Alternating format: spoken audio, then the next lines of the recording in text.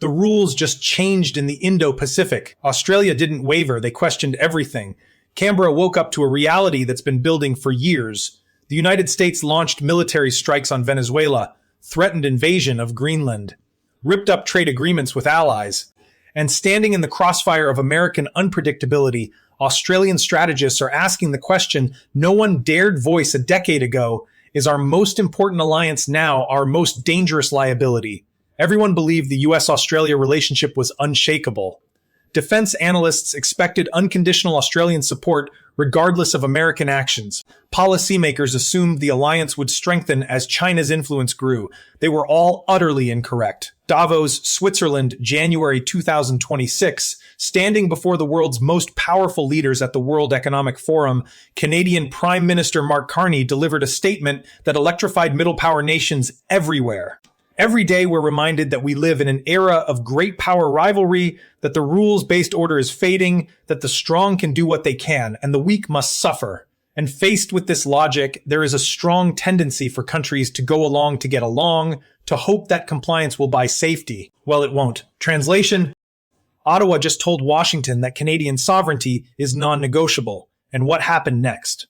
The country that challenged American dominance reveals exactly why middle power independence is reshaping global alliances while traditional partnerships collapse under the weight of unreliability. Dear viewers, between November 2025 and January 2026, something extraordinary happened in Australian strategic thinking. Washington pushed too hard. Canberra started asking questions, and experts like Dr. Emma Shorties from the Australia Institute, professional, data-driven, patient, became the voices millions of Australians started listening to first. The numbers don't lie. Australia's alliance awakening October 2025. YouGov releases polling data that should have shocked every politician in Parliament House. Only 16% of Australians believe the United States is a very reliable security ally. 16%. Let that sink in. The country that has defined Australia's defense posture for 70 years now commands the confidence of barely 1 in 6 citizens. But the revelation doesn't stop there. May 2025, the same pollster discovered 54.2% of Australians want a more independent foreign policy. This isn't fringe thinking.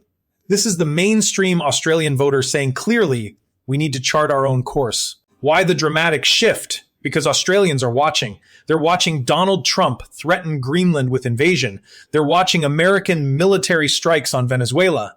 They're watching the United States tear up trade agreements that created prosperity in Australia.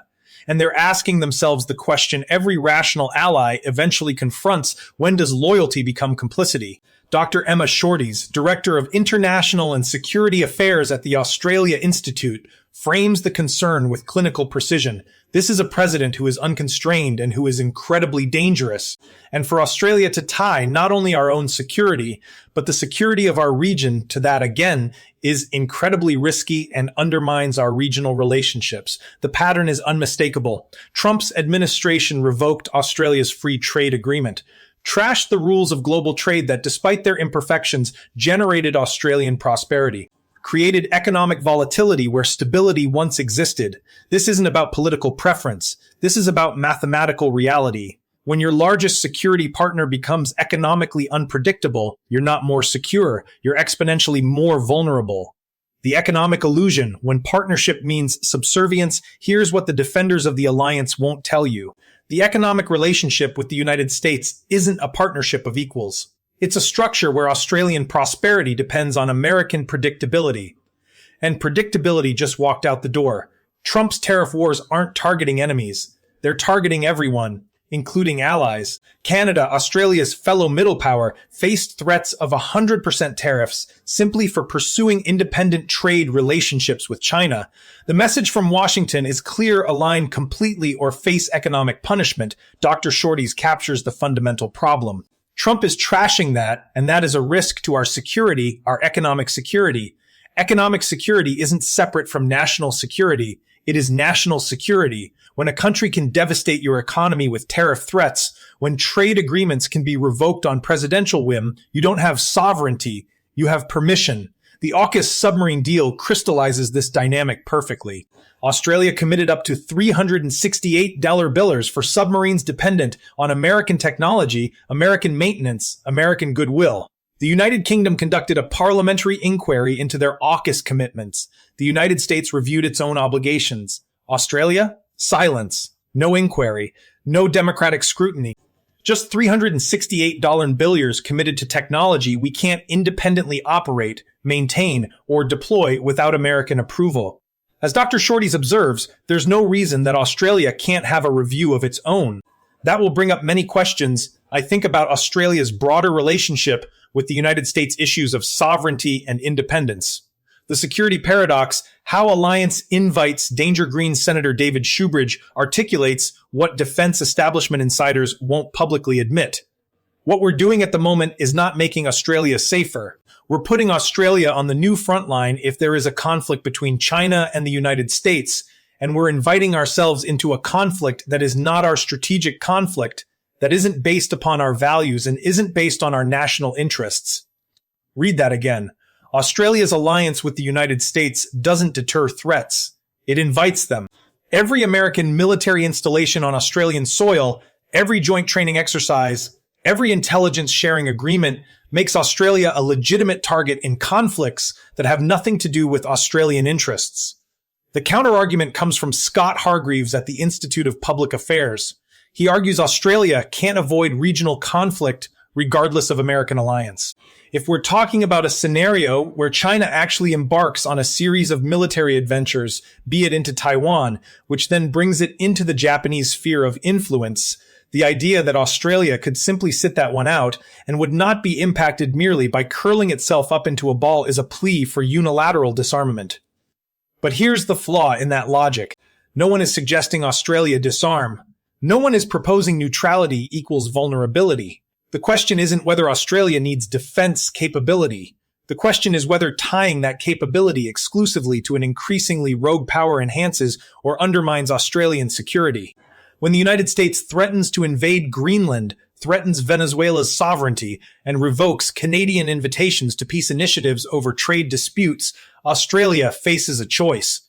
Continue doubling down on alliance with a power that increasingly disregards international law, or begin the difficult work of diversifying security relationships while maintaining independent deterrent capability. Senator Shoebridge frames it starkly. It's extraordinary that at a time when we're seeing Australia's most dominant ally engage in repeated acts of lawlessness, that we've had almost silence from the federal government, the Labour Party. And I think millions of Australians, though, are asking ourselves, well, how is it we're not reconsidering our relationship with the United States? The alternative middle power solidarity mark, Carney's Davos speech, wasn't just rhetoric. It was a roadmap. The middle powers must act together because if we're not at the table, we're on the menu. But we believe that from the fracture, we can build something bigger, better, stronger, more just. This is the task of the middle powers, the countries that have the most to lose from a world of fortresses and most to gain from genuine cooperation. Canada is already moving, distancing from Washington, strengthening relationships with other middle powers, refusing to accept that proximity to American power equals safety. And what was Trump's response? Trade threats, tariff wars. Exactly the behavior that proves Canada's strategy correct. Dr. Shorties outlines what Australian middle power strategy could look like, building up our regional relationships in particular around climate action and around public health, around education, around the things that really do make us safer, and building our networks and relationships in that way, much in the way that Mark Carney described, building coalitions, building alliances around shared interests and around shared values, climate action, public health, education, infrastructure. These aren't abstract concepts. These are the foundations of actual security. When Indonesia, Vietnam, Philippines, and Pacific Island nations partner with Australia on climate resilience, that creates genuine strategic depth. When regional health networks prevent pandemic spread, that protects Australian lives more effectively than any submarine. The Institute of Public Affairs argues Australia's appeal to regional partners comes from American alliance. Hargreaves claims we shouldn't underestimate the degree to which that matters to countries in the Asia-Pacific region that we are seen as part of an alliance structure with the USA and NATO countries. But this fundamentally misreads regional dynamics. Ask Pacific Island nations what they value from Australia. Is it American military presence that threatens to drag them into superpower conflict? Or is it Australian investment in climate infrastructure, disaster response, and economic development? Ask Indonesia if they prefer Australian partnership filtered through American strategic priorities or direct Australian engagement based on mutual regional interests. The cost of independence necessary risk Senator Shoebridge doesn't deny potential American retaliation. I think we could expect retaliatory action from the Trump regime, but I think that highlights the need to do it now. Do it now. While Australia still has options, while regional partnerships can be strengthened before the next crisis, while the economic cost of transition remains manageable, what could American retaliation look like? Refusal to support Australian military hardware purchased from U.S. contractors. Trade pressure. Diplomatic isolation. The threats are real. But here's the mathematical reality: Trump's defenders won't acknowledge Australia-US trade heavily favors the United States. American tariff wars against Australia would constitute economic self-harm for Washington. And military hardware dependence. That's precisely the vulnerability independent Australian defense strategy must address. Every weapons system that requires American approval for deployment isn't a capability. It's a leash. Foreign Minister Penny Wong insists the United States remains Australia's closest strategic partner and most important security ally. But diplomatic language can't obscure operational reality.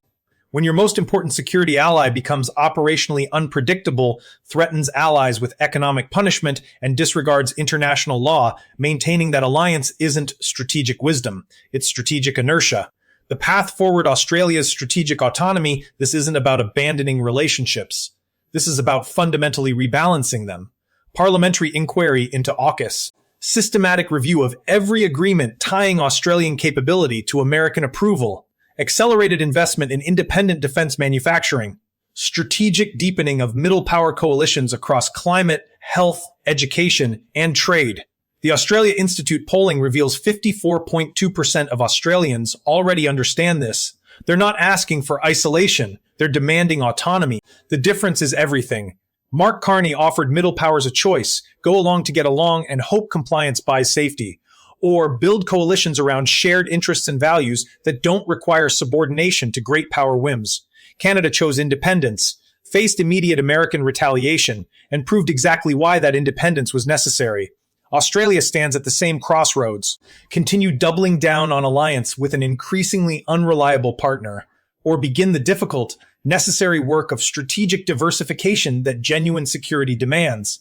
Dear viewers, the question isn't whether Australia can afford to reconsider its American alliance. The question is whether Australia can afford not to. When 84% of citizens doubt American reliability, when economic relationships become weapons, when alliance invites rather than deters threats, strategic recalculation isn't radical, it's rational. The defenders of status quo will call this naive, dangerous, anti-American. They're wrong. This is pro-Australian. And in an era where the strong do what they can and the weak suffer what they must, middle powers that act together aren't on the menu. They're writing it. Australia deserves better than a partnership built on subordination. The region deserves better than Australian foreign policy filtered through American priorities. And Australians deserve a government willing to ask difficult questions about relationships that no longer serve national interests. The alliance awakening has begun. The only question is whether Canberra will lead it or be dragged into it by events they can no longer control. The choice, as always, belongs to Australia. Choose wisely.